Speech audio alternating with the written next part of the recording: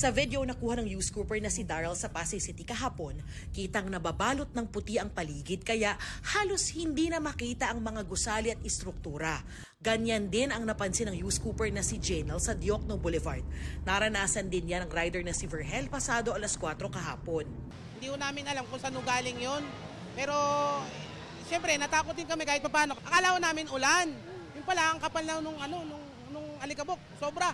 Alaw namin kung ano na, tapos may humahangin po na parang ipo-ipo. Abot yung, tapos yung siguro mga 5 to 10 minutes, lumipat naman po yung alikabok banda rito sa may Buendia. Makapagal, pag ganun po siya, Buendia, doon naman po binalot ng kapal na alikabok. Sobra, ang laki. Ang mistulang dust storm, posibleng dulot daw ng pag-ihip ng habagat. Malas kasi yung hangin ng habagat. Malakas ang hangin. So, tuyo yung lupa na tangay ng hangin, itong mga alikabok galing sa lupa. So, maaaring po yun na nakapag-contribute, naging dahilan para lumabo yung ating visibility nung panahon na yun. Posible pa raw itong maulit sa mga lugar kung saan hindi pa bumubuhos ang ulan.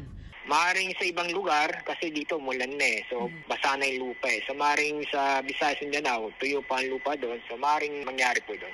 Ayon sa Pag-asa, kahit nagsimula na ang habagat season, hindi raw ibig sabihin simula na ng tag-ulan.